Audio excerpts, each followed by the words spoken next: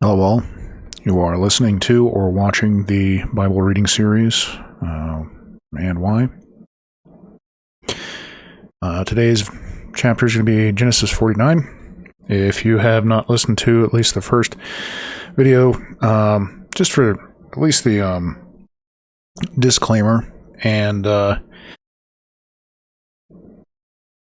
but to start this off right, sorry, I'm a little distracted in my mind. There's a lot of content in this one, so but to start off correct, let's start with the Lord's Prayer here. Matthew 6:9-13, King James Version. After this manner therefore pray ye, Our Father, which art in heaven, hallowed be thy name. Thy kingdom come, thy will be done in earth, as it is in heaven. Give us this day our daily bread, and forgive us our debts, as we forgive our debtors. And lead us not into temptation, but deliver us from evil. For thine is the kingdom and the power and the glory forever. Amen. Before I start this, I will say today's video is going to be a long one. I'm not sure exactly how long, but I guess prepare yourself. But here's the reading portion. As I said, Genesis 49, King James Version, Israel's prophecy concerning his sons. And Jacob called unto his sons and said, Gather yourselves together, that I may tell you that which shall befall you in the last days. Gather yourselves together and hear, ye sons of Jacob, and hearken unto Israel your father. Reuben, you art my firstborn, my might, and the beginning of my strength, the excellency of dignity and the excellency of power.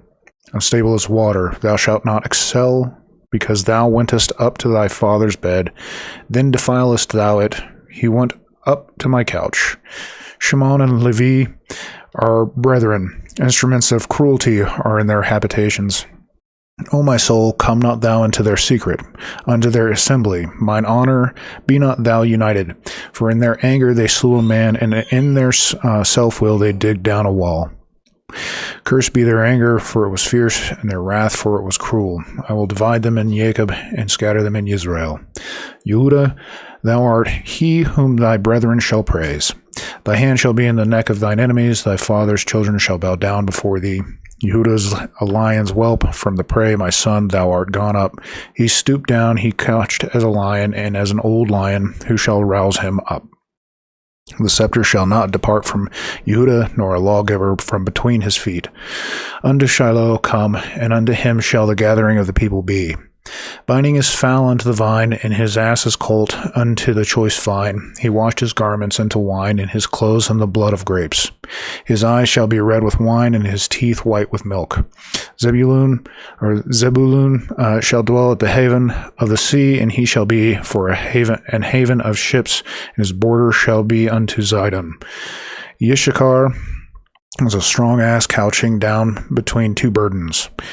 And he saw the rest was good, and the land that is it was pleasant, and bowed his shoulder to bear, and became a servant unto tribute. Dan shall judge his people, as one of the tribes of Israel. Dan shall be a serpent by the way, an adder in the path that biteth the horse heels, so that his rider shall fall backward. I have waited for thy salvation, O Lord. God, or Gad, a troop shall overcome him, but he shall overcome at the last. Out of Asher his bread shall be fat, and ye shall yield royal dainties. Naphtali is a hind let loose, and giveth goodly words. Joseph is a fruitful bough, even a fruitful bough by a well, whose branches run over the wall. The archers have sorely grieved him, and shot at him, and hated him. But his bow abode in strength, and the arms of his hands were made strong by the hands of the mighty God of Jacob. From thence is the shepherd the stone of Israel. Even by the God of thy father, who shall help thee, and by the mighty, who shall bless thee with blessings of heaven above, blessings of the deep that lieth under, blessings of the breasts and of the womb. The blessings of thy father have prevailed above the blessings of my progenitors unto the utmost bound of the everlasting hills. They shall be on the head of Joseph, and on the crown of the head of him that was separated from his brethren. Benjamin shall raven as a wolf. In the morning he shall devour the prey, and at night he shall divide the spoil. All these are the 12 tribes of Israel, and this is it that their father spake unto them. Bless them, every one according to his blessing, he blessed them. He charged them and said unto them, I am to be gathered unto my people. Bury me with my fathers in the cave that is in the field of Ephron the Hittite, in the cave that is in the field of Machpelah, which is before Mamre, in the land of Canaan, which Abraham bought with the field of Ephron the Hittite for possession of a burying place. They buried Abraham and Sarah his wife. There they buried Yitzhak and Rebekah his wife, and there I buried Leah. The purchase of the field and of the cave that is therein was the child of Keth. And when Jacob made an end of commanding his sons, he gathered up his feet into the bed and yielded up the ghost, and was gathered unto his people. That ends the reading portion. I'm not going to do my typical overview. I'm going to simply request that you have patience with me. My trust is in God to guide me on this one. There is quite a lot of content. Some of it I will consider probably not for... some of it's not going to be for children, I would say, and some of its context. It's going to get... there's going to be a lot of grammar issues that are specific to the language here, the Hebrew that's in this, in which I'm not entirely familiar. That is a fault of my own, I guess, one could consider. So if you're going to, judge me in my analysis of this, just be aware that it is not I have very limited knowledge on it. So some of this I'm just going to read and hope that you acquire what is needed out of it. This may actually cause me, once I'm done with this entire Bible reading series, to redo the entire thing. Not in the sense that I'll pull this down, but that it'll be redone. Anyways, all of that to say, just be patient, and hopefully the Lord speaks to you through this, because there was a lot of reading that was done before this, and it may seem like I don't know what I'm doing, which partially is true. So here we go. I'm going to dive in and just trust. So verse 1 here. Jacob called his sons and said, Gather, and I will tell you what will happen to you at the end of days. And I will tell you, etc. He attempted to reveal the end, but the Shekinah withdrew from him. So he began to say other things. Yes, there is a thought within inside of the Rava or the Masoretic understandings of these things that he actually didn't even say what was going to be the end. It's very confusing because it states here in the verse, I will tell you what will happen to you at the end of days. And then it's like this is saying that he doesn't even speak to that, which then confuses me a little bit, but we're going to move forward here. 3, Reuven, you are my firstborn, my strength, and the first of my might.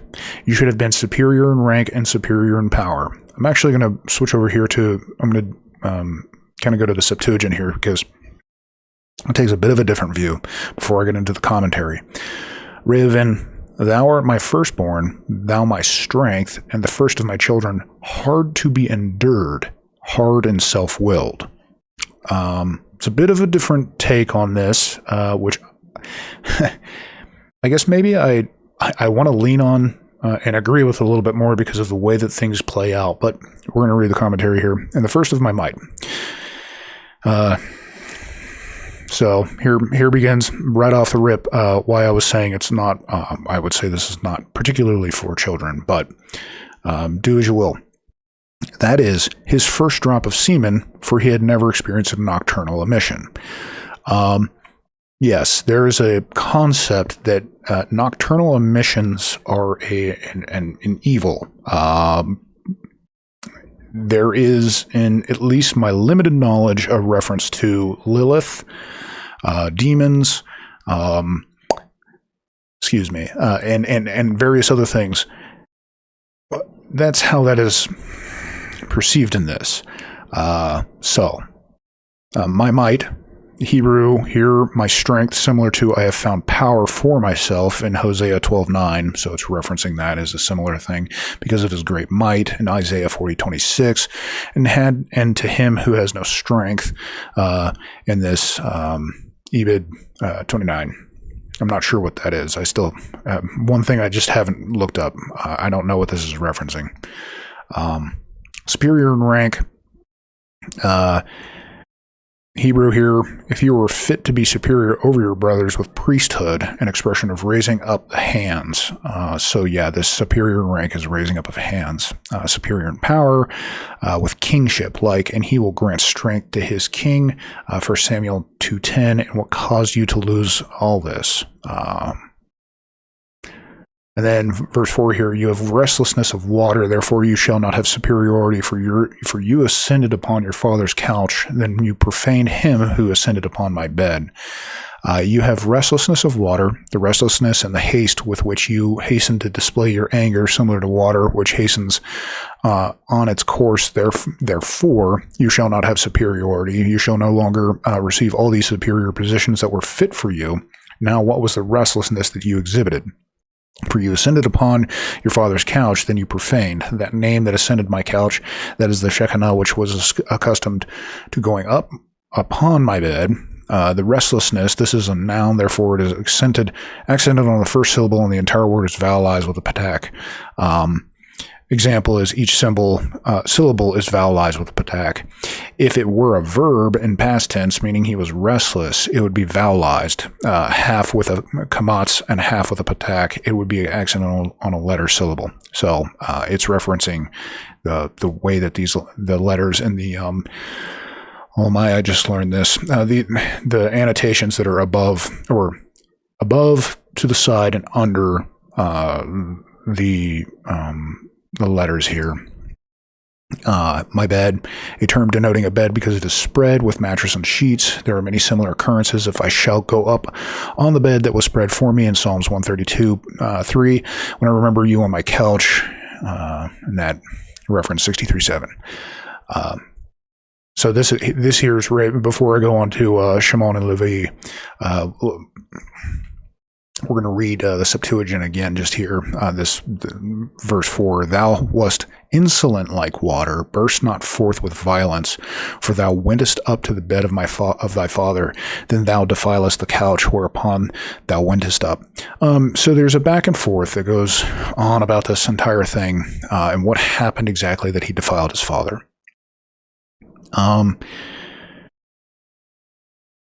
So I agree with this restlessness, like the way that it's interpreting the restlessness and the haste of the water, because I think it becomes congruent when you look at this and say he was stubborn. Reuven wanted to become superior, like as the Septuagint kind of lends. Hard to be endured and hard and self-willed. So he was a very stubborn and self-willed individual. Did not like to be kind of told what to do, per se, if I'm reading this correctly. My strength in the first of my might, you should have been superior in rank and superior in power. You should have been, but your stubbornness, your self-willedness, to not listen. And, I think about myself a little bit. That is kind of restlessness like water.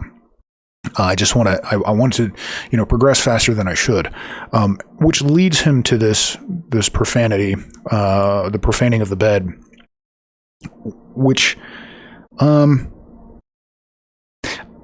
of the context is that he slept with Bilhah, the one that Jacob had slept with as well. So it doesn't really kind of like say directly what happened, but there was some type of profaning. What I'll say, just to cut this short, Reuven put himself in a position that he was not ready for. Would be what how I would read that, because of his stubbornness and his restlessness like water. That is his. I don't know if it's his punishment, but it's going to be the weight that he has to bear. Would be how I'll describe that. So moving forward, because there's a lot to get through. I'm already apologizing. Verse 5. Shimon and Levi are brothers. Stolen instruments are their weapons. Shimon and Levi are brothers. They were of one accord in their plot against Shechem and against Yosef. They said one to the other, "So now let us kill him." Genesis 37:19. Who were they? If you say that it was Reuven or Yehuda, they cannot be, because they did not agree to killing him. This is true. If you say that it was the sons of the maidservants, that cannot be, because their hatred toward him was not so unmitigated. So this sons of the maidservants, this would have been Bilhah and Zephyr. My mind's failing to remember the other maidservant. So those that were born of them, it was not them, so it had to have been that they would have killed him, for it is stated, and he was a lad and was with the sons of Bilhah. It could not have been Yishachar or Zebulun, because they would not have spoken before their older brothers. Thus, by necessity, we must say that they were Shimon and Levi, whom their father called brothers. So this whole piece is just to basically say that these were the two that were that is being kind of, I don't know if indicted would be the right word. They are to be blamed for what happened to not just the Shechem with the daughter Dinah, but also what happens with Yosef. Stolen instruments, this craft of murder is in their hands wrongfully, for it is part of Yosef's blessing. It is his craft, and you, Shimon and Levi, have stolen it from him. Their weapons. This Hebrew here, a term denoting weapons. In Greek, the word for sword is makir. Another explanation means in the land of their dwelling. They conducted themselves with implements of violence, like your dwelling place and your birthplace, in Ezekiel 16:3. This is Onkelos' translation. Here I have to kind of agree with Onkelos' premise. It's not a physical weapon. This isn't talking about a physical thing, as previous chapters that I was talking about. It is referring to their intent. If we think back to Esav, he wanted his dad to pass away so that he could deal with his brother. So there was a violence that was internal to him. So verse 6 here, let my soul enter their council. My honor, you shall not join their assembly, for in their wrath they killed a man, and with their will they hamstrung a bull. Okay, so I need to hit something here, because there's some confusion with the King James, which it's not incorrect per se. It just doesn't, in our current modern time, does not infer the thing it should infer. It has to be really, like, you have to read it and then kind of read it again and be like, what is it meaning? And what I'm speaking about here is, come not thou into their secret. So if you read that, you're like, into their secret. What do you mean by that? Well, it's implying like a secret pact, an accord, coming. This is why it's confusing to me, and I don't like it. It doesn't, when it says enter their council, that makes sense. When it says come not thou into their secret, it's like, what is?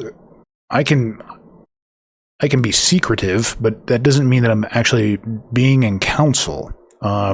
So it poetically, to me, I get it, but in a practical sense, it doesn't make any sense, I guess, in my individual concern, I guess.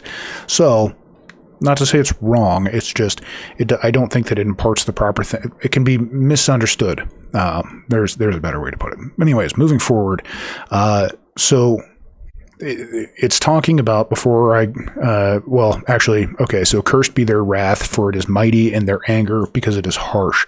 I will separate them through Jacob. I will scatter them through Israel. This is verse 7 here, before we go to Yehuda. Cursed be their wrath, for it is mighty. Even at the time of castigation, he cursed only their wrath. This is in agreement with the idea behind what Balaam said. Remember Balaam and the donkey, if you've read that story. What shall I curse, which God did not curse? Numbers 23:8 here. I will separate them throughout Jacob. I will separate them from one another, so that Levi will not be numbered among the tribes. Hence, they are separated. Another explanation: there are no Oh man, I'm struggling already. I apologize. I'm just going to skip by that. Paupers, scribes. There are no paupers, scribes, or teachers of children except from the tribe of Shimon, so that they should be scattered. The tribe of Levi was made to go around to the threshing floors to heave offerings and tithes. Thus he caused him to be dispersed in a respectable way. So I'm going to skip all the way down to the bottom. This is verse 6, and there's a reason. I don't like doing this, but there's a point. Verse 33, the final verse of this chapter says, "And Jacob concluded commanding his sons." So it does say a blessing, but it's also a command. This is one of those things that in our modern framework, our modern paradigm, it is hard for us to understand a blessing and a command at the same time. These are the things that the sons of Israel must uphold. Once we begin to realize that, some of this kind of becomes clear. That's why I said, I don't want to typically do this, but that statement that it's a command, these are like things to be upheld, some of this actually becomes a little bit more understandable, I guess. So here, this is what they've done, right? They killed a man and they hamstrung a bull. If I have this all correct, that means Hamor from Shechem, they killed them. And then hamstrung a bull. You could read that. A lot of this is also very poetic. So to be like, gripping down on it and trying to, find the fine details of this is almost nonsensical. But I'm going to add my 2 cents here. The hamstrung a bull could be related to Yosef. So because of these things, right, the two of them, because of their intent, because of their heart, cursed be their wrath, for it is mighty, and their anger, because it is harsh. I will separate them throughout Jacob, and I will scatter them through Israel. If we look into what they become, like the tribes, what their mandate is, they are now like Levi, as we reference him, the tribe of Levi, is mandated to actually like judge people, ironically. So, and I'm not going to do this for every one of them because I don't remember all of them off the top of my head, and that's kind of like reaching forward in the story. But just keep that in mind as we read through it, because it might answer a few of the I don't understand how this is working out, how it's a blessing, but it's technically a curse, but it's technically like he's telling them to do something. So, moving forward, he looks to Yehuda, verse 8. Yehuda, as for you, your brothers will acknowledge you. Your hand will be at the nape of your enemies, and your father's sons will prostrate themselves to you. Yehuda, as for you, your brothers will acknowledge you. Since he reproved the first one, Reuven, Shimon, and Levi, with reproach, Yehuda began retreating backwards so that he, Jacob, would not reprove him for the deed involving Tamar. If you remember his interaction with Tamar. So Jacob called him with words of appeasement. Yehuda, you are not like them. Your hand will be at the nape of your enemies, and in the time of David, and of my enemies you have given me the back of their necks. This is 2 Samuel 22:41. and your father's sons. Since they were born from many wives, he does not say your mother's sons, after the manner that Yitzhak said in Genesis 27:29. I'm just trying to figure out exactly how I want to do this. I'm just going to proceed, and then I'm just going to kind of like gloss over this so that it like I'm going to try to make it all make a little bit of sense here.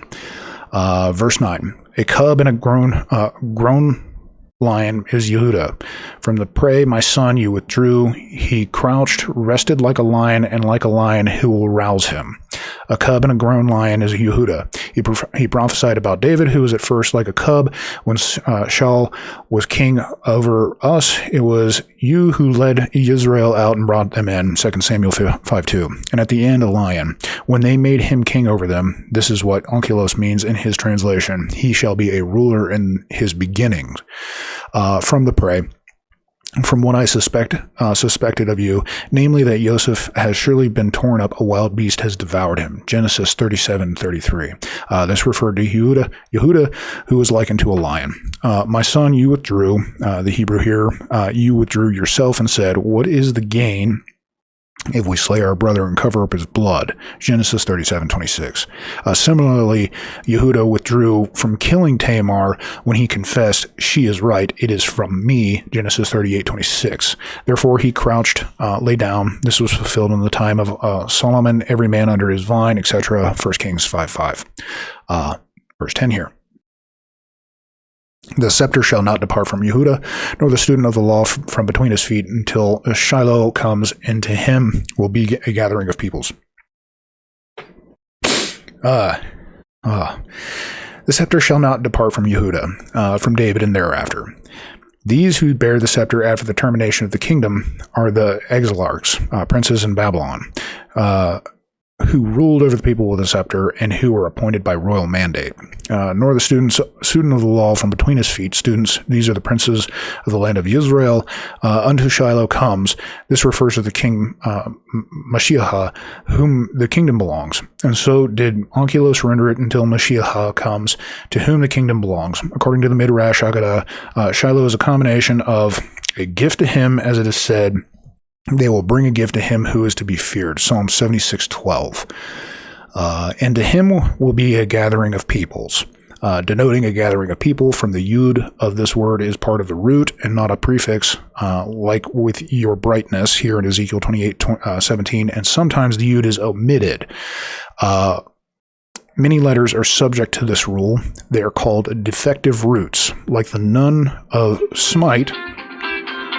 I apologize. I'm actually going to mute that here real quick. So I always fail to do this.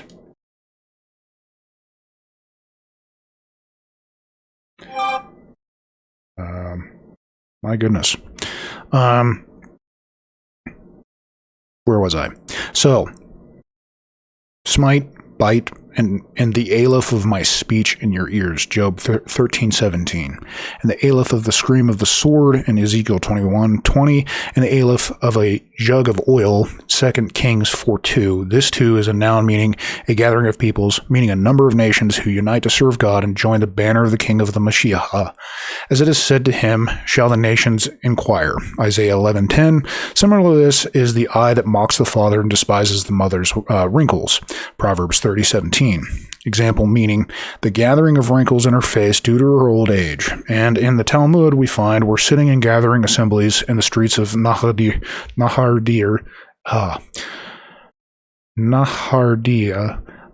and the tractate Yamamtal 110b. He, Jacob, could have said this, since the yud is not a prefix denoting the third person masculine singular, but as a defective root, the form would be just as appropriate. I'll try to. I'm just going to keep going. I know that was a lot of words that are very unfamiliar to us, but I'm just going to push forward, and then I'll kind of, like I said, try to make a lot of this make sense. Verse 11. He binds his fowl to a vine and a tendril. He binds his young donkey. He launders his garment with wine and with the blood of grapes behind his raiment. He binds his fowl to a vine. He prophesied concerning the land of Yehuda, namely, that wine will flow like a fountain from it. One Yehudahite man will bind one fowl to a vine and load it from one vine, and from one tendril he will load one young donkey. A tendril, a long branch, launders with wine. All this is an expression of abundance of wine. His raiment, in the Hebrew, it is a word denoting a type of garment. There is none like it in Scripture. Not that that word is that it means that the garment itself, there's none like that garment in the rest of the writings. Binds, Hebrew here equivalent to, as an example, he lifts the pauper up from the dust, Psalms 113:7, instead of you who dwell in heaven. Instead, likewise, his young donkey follows this pattern. Onkelos, however, translates this as reference to the king Mashiach. The king Mashiach will bind. The vine represents Yisrael, means Jerusalem, interpreting as his city. The tendril represents Israel, referred to as such by the prophet, yet I planted you a noble vine. His young donkey is translated by Onkelos as they shall build his temple, an expression similar to the entrance gate in the book of Ezekiel 40:15. The complete Targum reads as follows: He, the Mashiach, shall bring Yisrael round to his city, the people shall build his temple. He, Onkelos, further translates it into another manner. The vine refers to the righteous, refers to those who uphold the Torah by teaching others from the idea expressed by the verse, the rider of white donkeys, and Jude 5:13. He launders with wine. Fine purple shall be the Mashiach's garment, whose color resembles wine. The complete Targum reads, fine purple shall be his garment, his raiment, fine wool, crimson, and colorful clothing. And colorful clothing is expressed by the word here, a garment, one wears to entice a male to cast his eyes on her.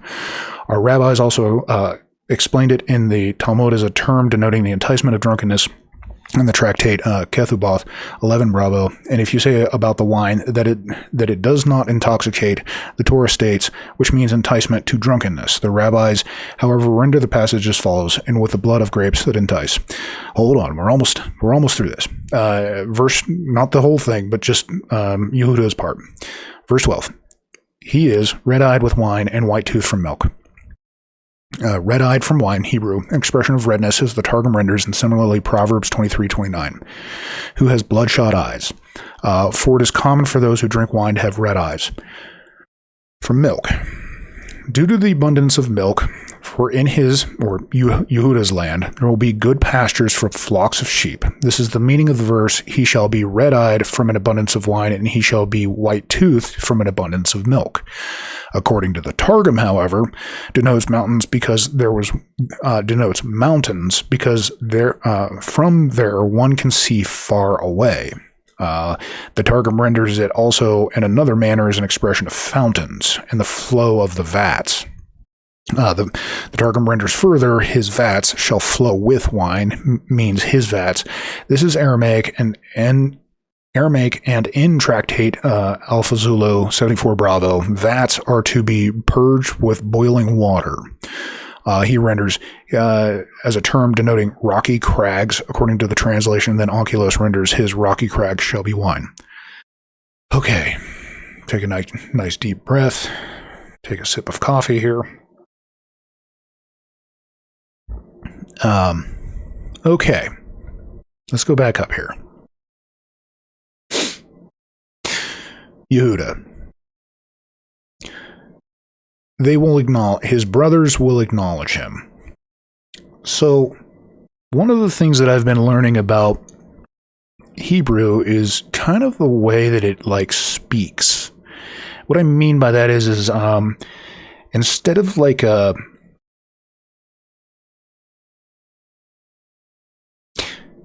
it has a lived or an experiential mode. That may not be proper either. So I'll try to explain it by what I think it is. Once again, not perfect on this, so, don't hold me to it. Don't hold me over the fire because of it. your brothers will acknowledge you isn't a statement that currently right now they're going to acknowledge him. That means at one point, the tribes of Israel, or the brothers' offspring, their seed, will look at the tribe of Yehuda and acknowledge it. Your hand will be at the nape of your enemies, and your father's sons will prostrate themselves at the nape of the enemies. I'm going to switch over here to the Septuagint. Their brethren have praised thee, and thy hands shall be on the back of thine enemies. Thy father's sons shall do their reverence, do thee reverence. Then I'm going to go over here to the King James, whom thy brethren shall praise. Thy hand shall be in the neck of thine enemies. Thy father's children shall bow down before thee. Okay, so what we're getting here is this common thing. The neck is it's your vulnerable spot. When somebody starts getting, concerned about themselves, they'll tuck their chin. They'll protect this region. If somebody's getting concerned, like sometimes I'll like grab my collar like this, and that means that I'm a little stressed. I'm concerned for my safety. So the nape of the enemies is that they are giving the vulnerable spot to him in the sense of honor, paying homage, showing that they are succeeding their safety to him, not in a dictatorial way. This is literally an homage, a respect, paying bowing down before with a concern for him and his position. That's the concept here. A cub and a grown lion is Yehuda. What they're saying here is that it was Saul. I'm going to say that their sight was a little wrong. And they also bring up David here, which it's not that it's wrong. It's just, like I said, it's a living experience type mode. So like, even though David embodies it, there's somebody else that embodies it as well. This here, from the prey, my son, you withdrew. He crouched, rested like a lion, and like a lion who will rouse him. Here, there's a concept of like respectfully dealing with the thing in which it is consuming in a royal sense. But there's also a sense of victoriousnness. And then, my son, you withdrew like a lion who will rouse him. Rouse meaning like to excite, to garner the attention of. The scepter shall not depart from Yehuda. Scepter here, actually, this word, we're going to go to 10 here on the tools. Scepter. Shebet. Actually just means rod, staff, branch, offshoot, club, scepter, and technically tribe. But okay, think in your mind, if you're familiar with scripture, you are my rod and my staff. But what does a rod do? Like, what is the meaning of this? And it is to maintain, and this is going to sound once again, like this authoritarian, I want to beat them with a rod. No, it is a way in which you guide something. It's a guiding staff. It's a guiding thing in which you touch the side of a sheep in which it doesn't go into the ravine. But a staff also is something that which if a sheep falls into the ravine, you can save them with the staff. You can hook them with the staff and bring them back up to safety. Nor the student of the law between their feet. This is an idiom here. These are the princes of the land of Israel. Sure, there is loins. Yes, nor a prince from his loins is the Septuagint reading here. So like a sense of like lordship is kind of wrong, but like stewardship here. Unto Shiloh. This word is a little bit uncommon for us, but think this is referencing the Mashiach, or the Messiah, or Jesus, in at least Christian understanding, right? Until he comes, and to him will be a gathering of peoples. There he will bring the exiles to him. Here in that giant, almost mind-numbing piece here, it's talking about, once again, how one letter within inside of a word, or one annotation, can change the meaning of that word. But I'm gonna push past that. Verse 11 here: he binds his foal to a vine, and into a tendril he binds his young donkey. Now, that's actually referencing this Sheol. So let's read this as if it's not even breaking up here. Until Shiloh comes, and to him will be a gathering of peoples. He binds his foal to a vine, and to a tendril binds his young donkey. He launders his garment with wine, with the blood of grapes binds his raiment. So this individual, this until Shiloh, whoever this is, comes, to him will be a gathering of people, and then he will bind a foal to a vine and a tendril to. So someone's going to come. He's going to bring people together that were exiled, and then he's going to do this binding thing. He's going to take something and put it to the vine, to the tendril. And the implication here is a foal, or a young horse, and then a young donkey. So youthfulness, but it's also a thing in which is burdened. Something that has become burdened. But it will be, I'm going to use the word grafted. It's not here, but it means to join into the vine. The young donkey here is those who are, I'm going to use the word stubborn. Stubborn or steadfast in its way, in what it's doing. Those who are stubborn and steadfast in their way will be brought to this tendril. Now, the tendril here in verse 11 is actually said to be this choice vine. To the branch of it. So there's something that's going to bring in this and conjoin it. Now, they're going to look at this and say that there's going to be a great production of things. Okay, which I don't disagree with, but it's a confusing production if we really, want to get into. It's not producing wine in the way that we assume it will. He launders his garments with wine, and with the blood of grapes binds his raiment. So there's a garment that there is no garment like it. Remember, it is a word denoting a type of garment, and there is none like it in the words, the written words here. That's what Scripture here is kind of meaning. With the blood of grapes binds his raiment. Now, what that's meaning to them is kind of like this. There's going to be so much of it. It's almost going to be an untold quantity. However, we also can read this as by the pressing of the wine, or by the pressing of the grape, the blood is going to be in his raiment. So take that as you will. It is in reference to the Mashiach. And the final bit here is red-eyed from wine and white-toothed from milk.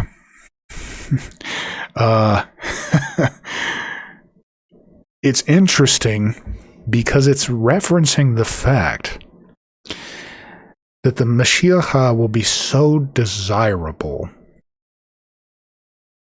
that we'll become like drunk with the enticement of it. This raiment that he wears will actually be the thing. It's referencing a woman wears to entice a male to cast his eyes on her. And then it says, it's like this poetic thing that's stating that the very thing that he is wearing entices us, makes us want him, almost in like a drunkenness, like one who desires wine. That's the bloodshot eyes. And then the white tooth from milk is a sustainment thing. Like there will be like so much that so much milk that your teeth will be white. From an abundance of milk. We shall be white-toothed from an abundance of milk. Now, it goes into this mountain thing. I'm not too familiar with it, and it's so far outside my understanding, and it has something to do with, like, once again, another part of the poetic piece to this. But let me back up again, and I apologize for this, like, going forward, backing up, but it's the only way that I can think of doing this. This is Jesus. Jesus comes in, and he is from the tribe of Yehuda.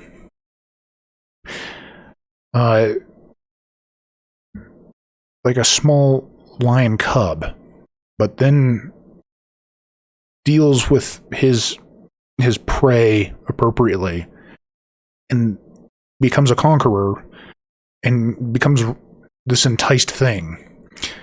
He will wield a guide, a rod, a guiding unit, but also a salvific thing that saves us from the thing that we have fallen into. But it's also a sense of law, and this nor the student of the law from between his feet.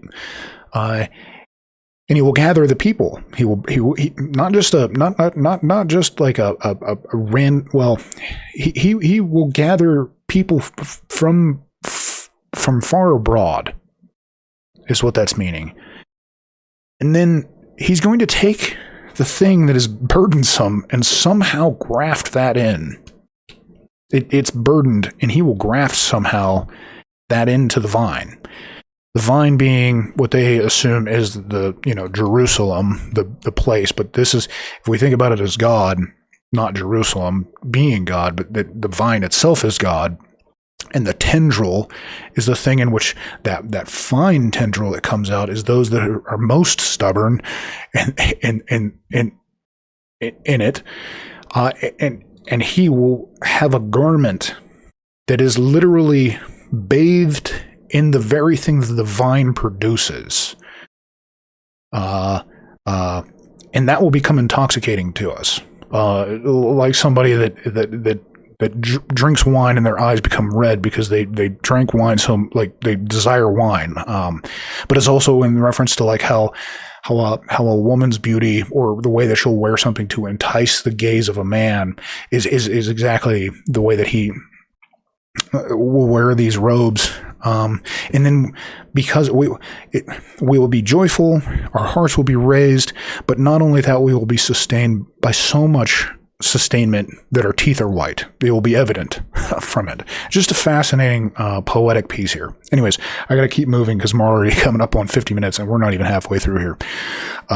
Verse 13, Zebulun will dwell on the coasts of the sea. He will be at the harbor of the ships, and his boundary will be at Zidon.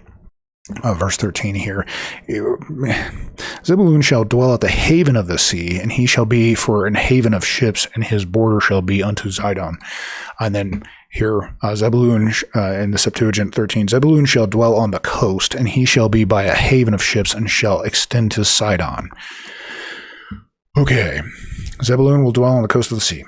Hebrew here, his land will be on the sea coast, and Targum renders the Old French borderland. He will constantly frequent the harbor of the ships and the place of the port where the ships bring merchandise. For Zebulun would engage in commerce and provide food for the tribe of Issachar, and they, the tribe of Issachar, would engage in the study of the Torah. That is the meaning of what Moses said, "Rejoice, O Zebulun, and your going forth, and Issachar, and your tents." Deuteronomy 33:18. Zebulun would go forth to engage in commerce, and Issachar would engage in the study of the Torah and the tents. And his boundary will be Sidon. The end of his boundary will be near Sidon, his ends. I'm going to push forward to Issachar because they come together. 14 here. Issachar is a strong bone donkey lying between the boundaries.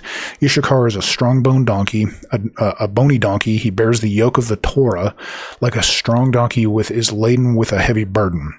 lying between the boundaries, like a donkey which travels day and night and does not lodge in a house. But when it lies down to rest, it lies between the boundaries and the boundaries of the towns where it transports merchandise. He saw a resting place. This is verse 15. Excuse me. I'm going to take a drink here. He saw a resting place that it was good, and the land that it was pleasant. And he bent his shoulder to bear burdens, and he became an indentured laborer. He saw a resting place that it was good. He saw that his territory was blessed and a good land for producing fruit. He bent his shoulder to bear burdens, the yoke of the Torah, and he became, for all his brothers, the Israelites, an indentured laborer to decide for them instructions of Torah, or the law here, and the sequence of leap years, as it is said, and of the sons of Yishachar, those who had an understanding of the times, to know what Yisrael should do. Their chiefs were 200. 1 Chronicles 12:33. He, Yishachar, provided 200 heads of Sanhedrin, and all their brethren obeyed their word. And he bent his shoulder. Hebrew here, he lowered his shoulder, similar to, and he bent the heavens, 2 Samuel 22:10, and Psalms 18:10. Incline your ear, Psalms 78:1. So similar. Onkelos, however, rendered it in a different manner, and he bent his shoulder to bear wars and to conquer regions, for they dwelled on the border. The enemy will be vanquished under him as an indentured laborer. Okay, so Yishachar and Zebulun. Similar to the two brothers up here, Shimon and Levi, but it doesn't say it in that same regard. However, they have a unity here. Zebulun is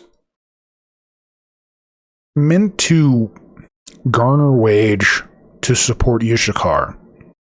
And Yishachar is meant to be a determined, stubborn, I like the word, but I say it funnily. It means steadfast, like a bony donkey. He bears the yoke of the Torah, the yoke, the line between the boundaries. So he's saying that the Torah now, it references the law. It's not entirely correct. It's like more a way of aiming, a way of how we should operate. I guess you can consider that law, but more of like, this is how one should live. The law is within inside of it, but it's not the entire thing. That's the burden of Yishachar. But the burden for Zebulun is to fund Yishachar. So moving forward here, Don, verse 16, will avenge his people like one, the tribes of Israel. Don will avenge his people. Will avenge his people from Philistine. Like when the Lord avenges his people in Deuteronomy 32:36. Like one, the tribes of Israel. All Israel will be like one with him. He will avenge them. Concerning Samson, he uttered this prophecy. We can also explain as follows, like the special one of the tribes named David, who came from Yehuda.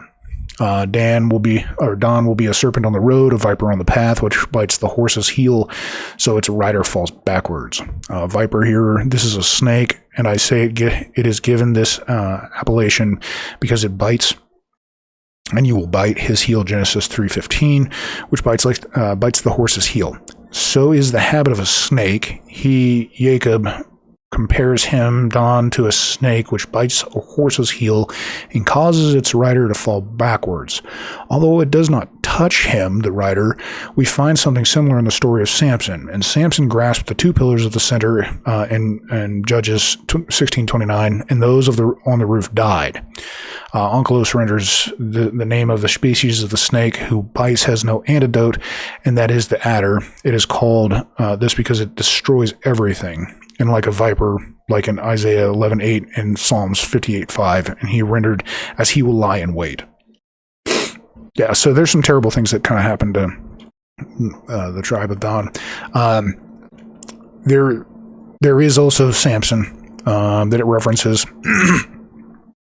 That it's interesting that it talks about the serpent, because the serpent doesn't bite the rider, it bites the horse, in which the horse, rearing from the bite of the viper, harms the horse rider or falls backwards off the horse. Verse 18 here, for your salvation I hope, O Lord. This is in conclusion of verse of Dawn. For your salvation I hope.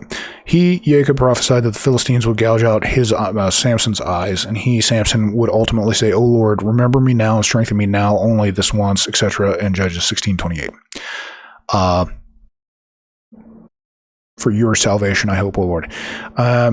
Yeah.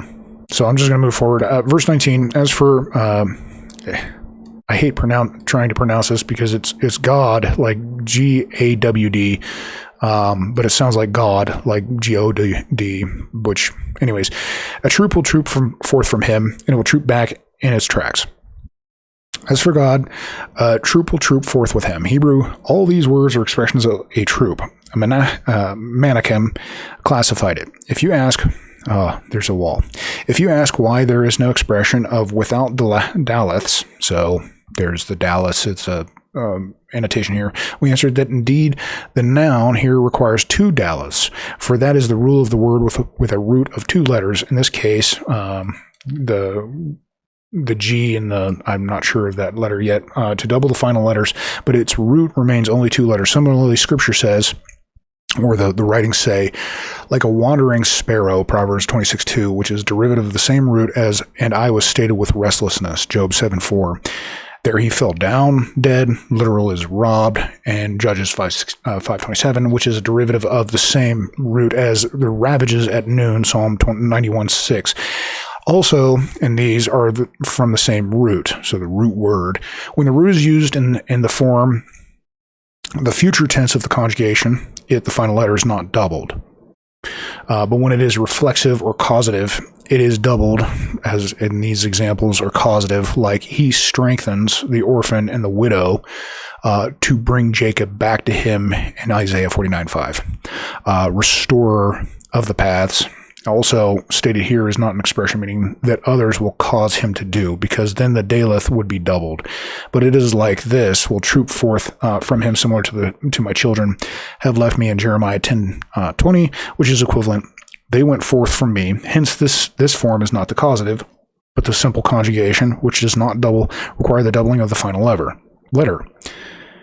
So this means, all that to say, this means troops will troop forth from him. They will cross the Jordan with their brothers to war, every armed man, until the land is conquered.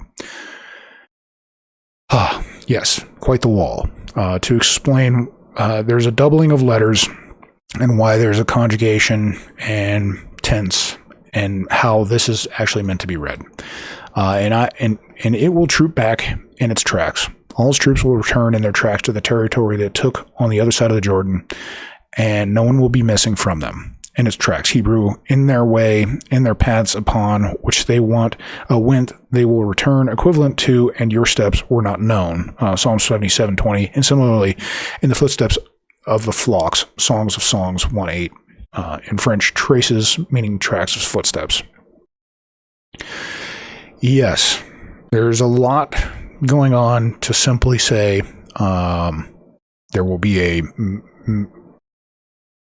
I hesitate to say, but a military engagement in which the sons of God are going to move forward, or Gad are going to move forward, and they're going to come back whole. In the same, like a flock returning. Verse 20 here. From Asher will come rich food, and he will yield regal delicacies. From Asher will come rich food. The food from Asher's territory will be rich. There will be many olive trees in his territory, so that oil will flow like a fountain. And thus did Moses bless him and dip his foot in oil, Deuteronomy 33:24, as we learned in Menachos 85 Bravo. The people of Laodicea once needed oil, so they appointed themselves a Gentile messenger. Okay, there's going to be a long story here. Just kind of let it talk to you a little bit. So the people of Laodicea once needed oil, so they appointed themselves a Gentile messenger, a non-Jew, according to Rashi, or Gentile official, according to the Rashi MS and Rabbanu Gershom. They said to him, "Go and bring us oil worth 1,000,000 coins. The messenger went to Jerusalem, where they told him, go to Tyre. So the messenger went to Tyre, where they told him, go to Giscala, a town in the territory of Asher. The messenger went to Giscala, where they told him, go to so-and-so, to that field. He went to the field and found a man breaking up the earth around his olive trees. The messenger asked him, do you have 1,000,000 coins worth of oil? The man replied, yes, but wait for me until I finish my work. The messenger waited. After the man finished working, he cast his tools over his shoulder and went on his way, removing the stones from the path as he walked. The messenger thought to himself, has this man really 1,000,000 coins worth of oil? I think the Jews have played a trick on me. As soon as the man arrived at his town, his maidservant brought him a kettle of hot water, and the man washed his feet and hands and feet with it. She then brought him a golden cup full of oil, and he dipped his hands and feet in it, to fulfill what is stated, and dip his foot in oil. After they had dined, the man measured out for the messenger oil worth 1,000,000 coins. He asked the messenger, don't you need more? Yes, the messenger replied, but I have no money. The man said, if you want to buy, buy, and I will come with you and collect the money for it. The man then measured out additional oil for 180,000 coins. It was said that the messenger hired all the horses, mules, camels, and donkeys that he could find in the land of Israel. As soon as the messenger arrived in his hometown, the townspeople came out to praise him. He said to them, don't praise me. Praise this man who measured out for me oil for 1,000,000 coins, and I still owe him 180,000 coins.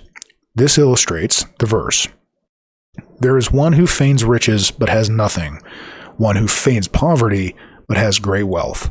Proverbs 13:7. Yeah, so that whole story is to tell us the wisdom in being somebody who does not look rich, who drives, the beat-up car that's not worth a whole lot, that does his work and goes home, but is rich, versus someone who feigns riches that looks wealthy but has nothing. That is kind of the essence of this here. Asher will come rich food, and he will yield regal delicacies. There's also one last bit to this. This regal delicacies is going to be a little bit of a reference to his daughters and how they will be desirable. Naphtali is a swift gazelle. This is verse 21. He is one who utters beautiful words. A swift gazelle. This is the valley of Gennesar, which ripens its fruits swiftly like the gazelle, which runs swiftly, means a gazelle that runs swiftly. He is one who utters beautiful words.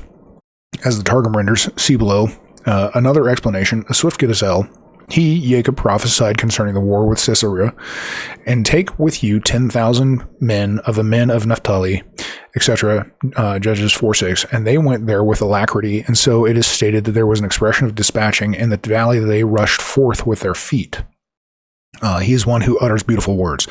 Through them, Deborah and Barak sang a song. Our rabbis of the Talmud, however, interpreted the entire verse as an allusion to the day of Jacob's burial, when Esav contested the ownership of the cave in the tractate Soda 13 Alpha.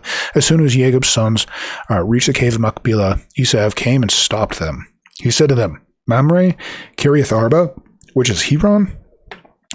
Genesis 35:27. Rabbi Yitzhak said that the name Kiriath Arba alludes to the four couples and entered there. Adam and Eve, Abraham and Sarah, Yitzhak and Rebekah, and Jacob and Leah.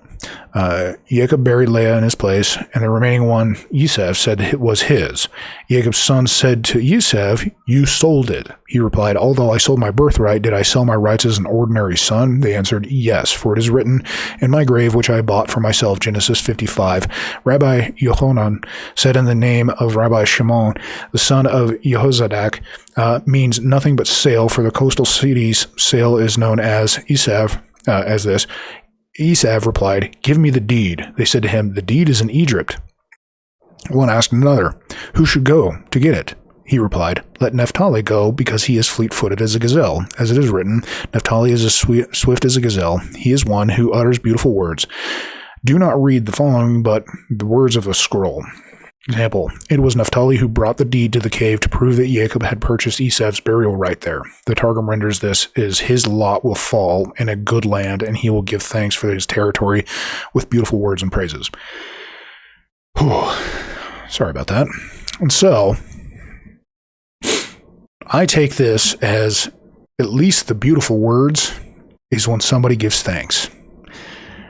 Beautiful words will most likely always reference a thankful person. A swift gazelle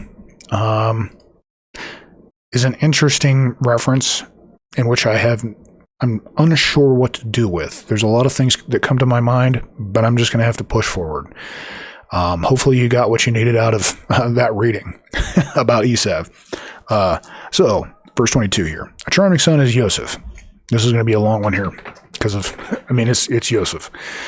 A son charming to the eye of the women. Each one strode along to see him. A charming son is Yosef. A charming son. This is an Aramaism, similar to the word used in the expression, let us express our favor to Rabbi Shimon, found at the end of Baba Mezia, 119 Alpha. A son charming to the eye, his charm attracts the eye that beholds him.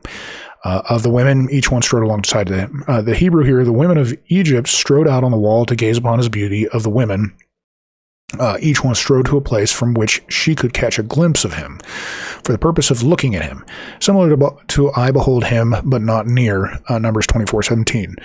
There are many midrashic interpretations, but this is the closest to the literal sense of the verse. Another explanation is this is how it should read, because according to the first interpretation means a wall. Charming. The Hebrew here has a tav, and it is added merely. Hold on. So in it is added merely to enhance the language, similar to because of the children, Ecclesiastes 3:18. See him is the equivalent of this to see in order to see. Onkelos, however, renders the following: two tribes will emerge from his children. They will each receive a share in his inheritance. Scripture writes, alluding to the daughters of Manasseh, the daughters of Zelophehad, who received a share of the land on both sides of the Jordan, is rendered, my son who will multiply is Yosef, is an expression of the procreation. There are midrashic interpretations that fit the language of the verse as follows. When Esav came toward Jacob, all the other mothers went out ahead of their children to prostrate themselves. Concerning Rachel, however, it is written, and afterwards Yosef and Rachel drew near and prostrated themselves. Genesis 33:7. Denoting that Yosef preceded Rachel, Yosef said, this scoundrel has a haughty eye. Perhaps he will take a fancy to my mother. So he went ahead of her, stretching his height to conceal her. His father was referring to this when he blessed him, a son who grew, meaning you raised yourself over Esav's eye, therefore you have attained greatness. Of the women, each one strode along to see him, to gaze at you when you went forth through Egypt.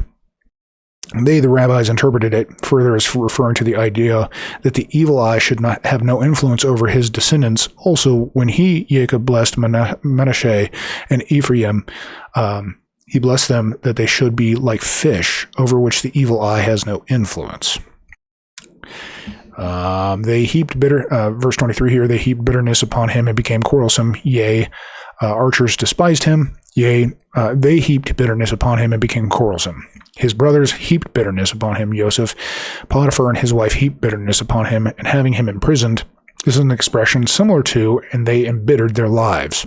Exodus 1:14. So they were embittered towards him and became quarrelsome. Hebrew here, his brothers became his antagonists. Literal, meaning men of quarrel. This verb form is not a form here of the simple active conjugate. For if it were, it should have been vowelized, like the following. And they are the waters of Meribah, where the children of Israel quarreled, etc. Numbers 20:13.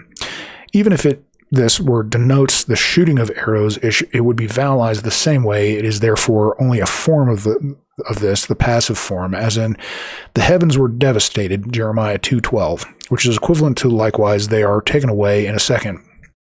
Job 24:24 is an expression like this, except that the expression here meant to be devastated and taken away by others, whereas the expression denote actions caused by themselves. They devastated themselves. They were taken away by themselves. They became quarrelsome. Similar, the island dwellers have been silenced. Isaiah 23:2 is like Onkelos also renders, and they took revenge from him. Archers, Hebrew here. Called this because their tongues were like arrows. The Targum, however, renders it as an expression similar to, and the half was Numbers 31:36, meaning those who were fit to share the inheritance with them, his brothers. So Onkelos interprets this as who should take half. 24 here, but his bow was strongly established, and his arms were gilded with the hands of the mighty one of Jacob. From there he sustained the rock of Israel. But his bow was strongly established. He became strongly established, his bow, his strength. His arms were gilded. Okay. I just know what's about to happen here. It's some of this Hebrew here, this refers to the placing of the signet ring on Joseph's hand, an expression similar to glittering gold, 1 Kings 10:18. This elevation came to him from the hands of the Holy One, blessed be he, who is the mighty one of Jacob. From there, he, Joseph, was elevated to be the sustainer of the rock of Israel, the mainstay of Israel.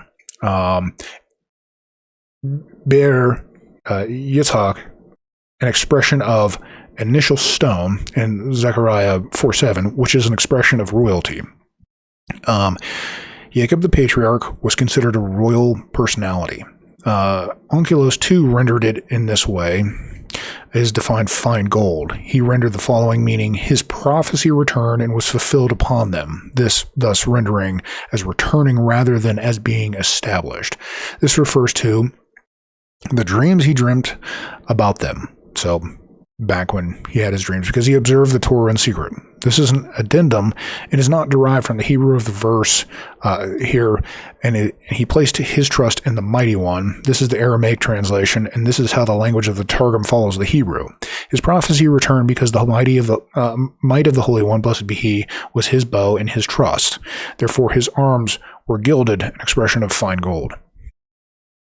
Okay, the Rock of Israel, contraction of father and son. This is an interesting piece that referencing a rock to Jesus. Anyways, and his arms were gilded like they were spread, since his seed came from between the fingers of his hands. There it is. The mighty of Jacob.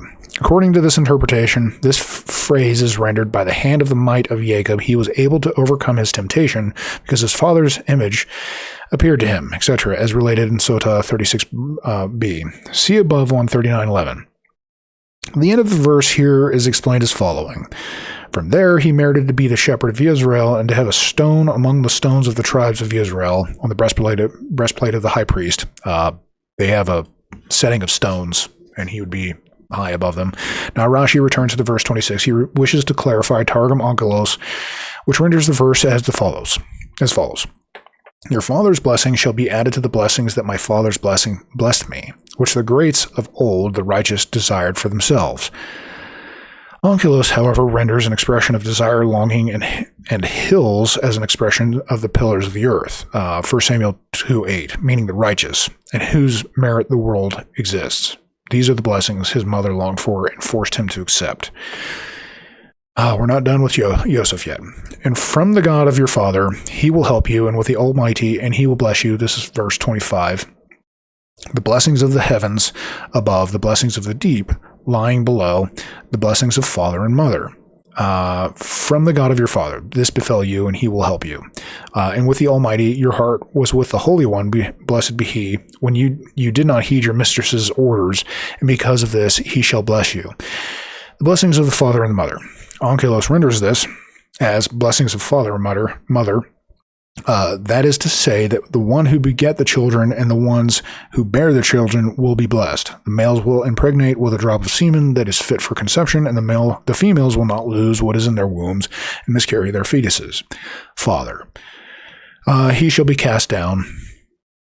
So how does this come to mean, Father? This word here. He shall be cast down, Exodus 19:13, is translated by the Targum as here too means the father because semen shoots like an arrow. Okay, we're almost done with Yosef. The blessings of your father surpass the blessings of my parents. The ends of the everlasting hills, the pillars of the earth here. May they come to Yosef's head and to the crown of the head of the one who was separated from his brothers. The blessings of your father surpassed, etc. The blessings of the Holy One, blessed be he, have blessed me, surpassed the blessings he had blessed my parents, to the ends of the everlasting hills. Because my blessings extended unto the ends of the boundaries of the everlasting hills, for he gave me a limitless blessing without boundaries, reaching the four corners of the earth, as it is said, and you shall spread out westward and eastward, etc. Genesis 28:14, which he did not say to our father Abraham or Yitzhak. To Abraham he said, please raise your eyes and see, for all the land that you see I will give you. Genesis 13:14. He showed him only the land of Israel. Excuse me. To Yitzhak he said, for to you and to your seed will I give all these lands, and I will establish the oath that I swore to Abraham your father. Genesis 26:3. This is what Isaiah said, and I will provide you with the heritage of Jacob your father. Isaiah 58:14. But he did not say that, the heritage of Abraham. The ends. The Old French, the ends, the bounds, the Menachem ben Sirach classified it exactly the same way. My parents. Hebrew is an expression of conception, meaning that they caused me to be conceived in my mother's womb, similar to a man has impregnated in Job 3:2. To the ends, until the ends, like, and you shall demarcate as your eastern border. Numbers 34:10. And you shall draw a line extending to the road leading to Hamath. May they come, all of them to Yosef's head. The one who was separated from his brothers. Angelos renders the following, who was separated from his brothers, similar to, and they shall separate from the holy things of the children of Israel. Leviticus 22:2. And they drew backwards, Isaiah 1:4. Returning to verse 24 with Rashi continues, our rabbis, however, interpreted, but his bow was strongly established as referring to his Yosef's overcoming his temptation with his master's wife. He calls it a bow because semen shoots like an arrow. On his equivalent to scattered, that the semen came out from between his fingers. Yeah, I don't know what the obsession with the coming out from between the fingers thing is. It's quite an... I don't know what to think about it, and it's kind of just so odd that I don't know how to address it, personally. Maybe you might have an answer, I don't know, but for myself, it's unusual. Okay, here we go. All of that. Take a deep breath, nice sip of coffee. I apologize, we're already at an hour and 17 minutes. So, the Torah, the 5 books of what we consider the law, is not exactly a law the way we think of it. It's more along the lines of how to aim. There's a lot of archery talk here with Yosef. So it starts out with this odd statement. Son charming to the eye of the women, each one strode along to see him. I think this is prepping us for... It's like a...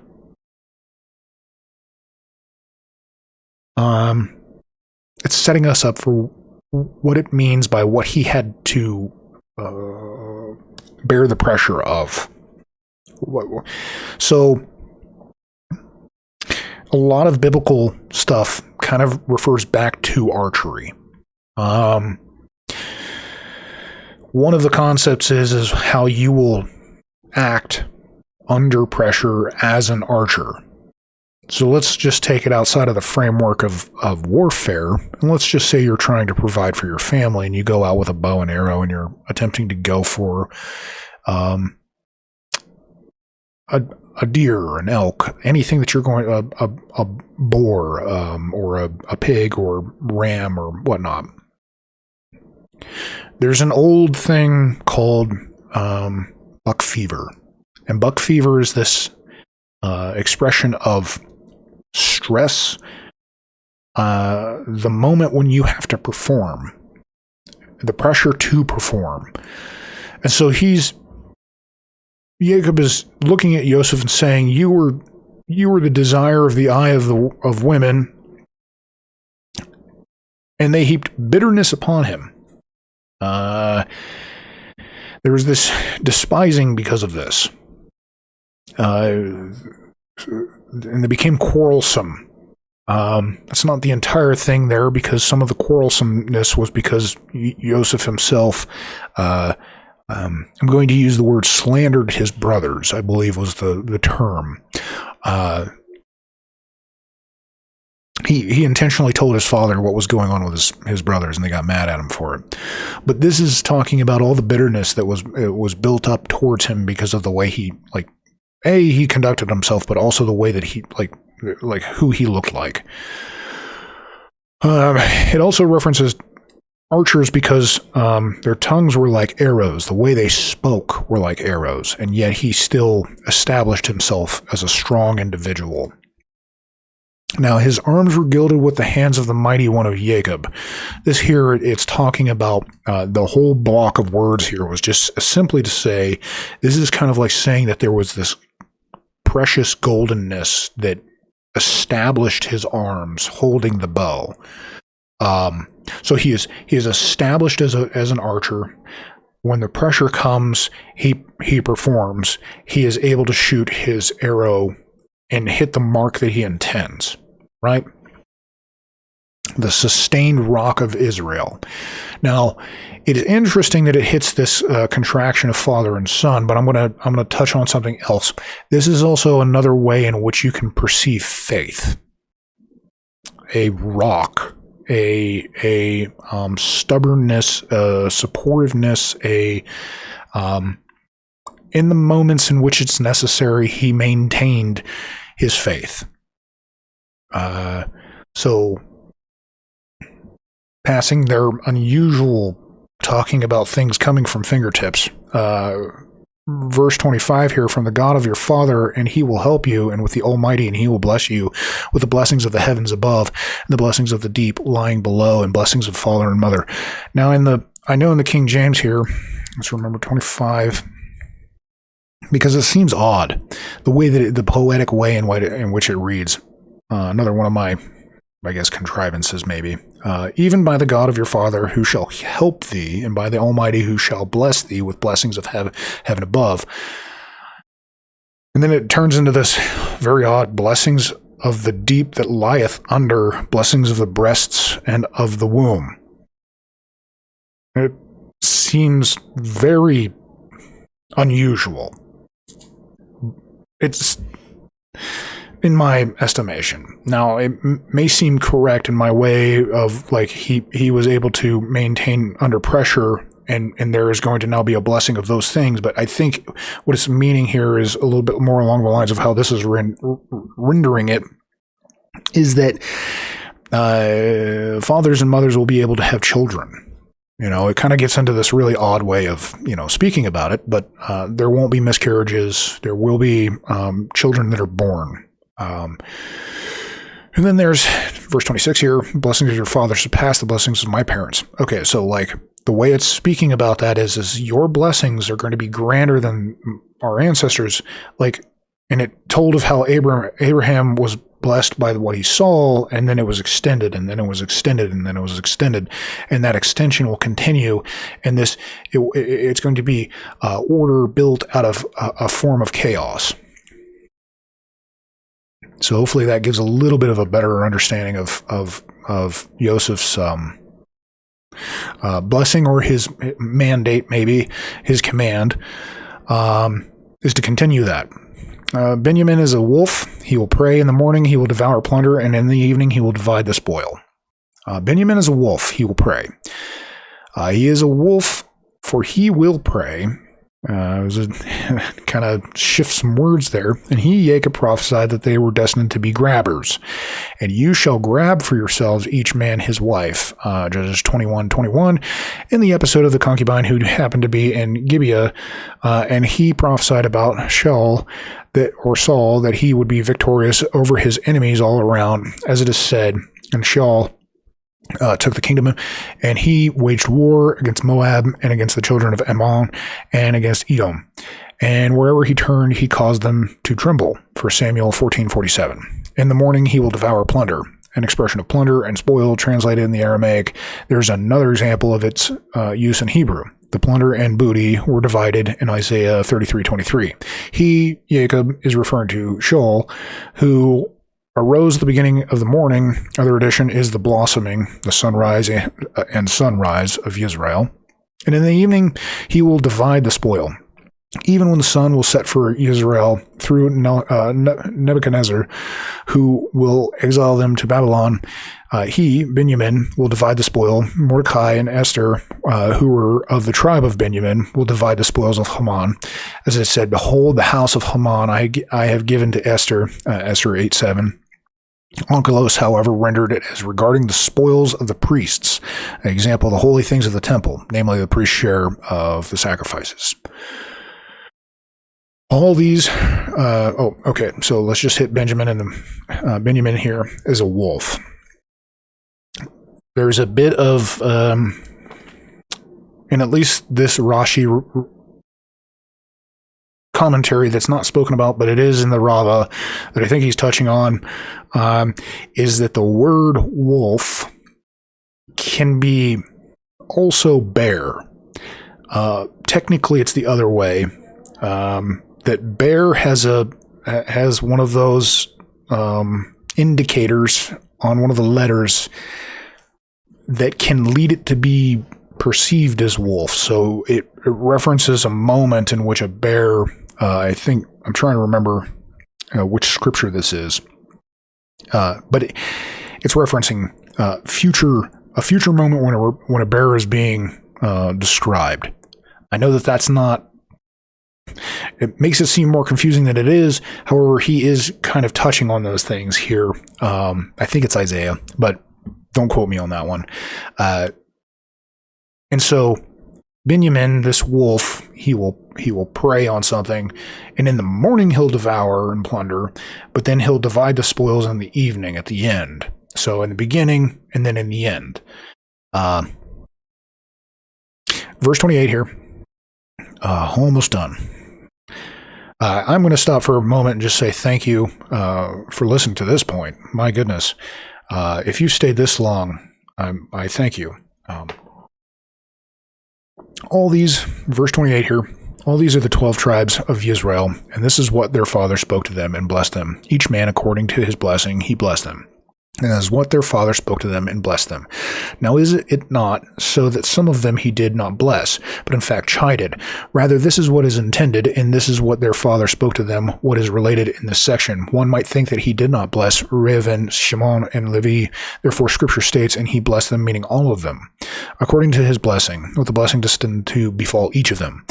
He blessed them. Scripture should have said, each man according to his blessing, he blessed him.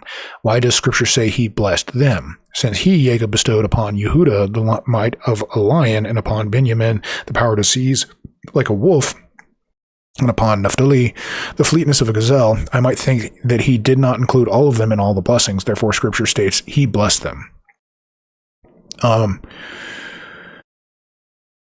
Well, if we look at that in the sense of like, I'm going to give you something good, and then he turns around and says something,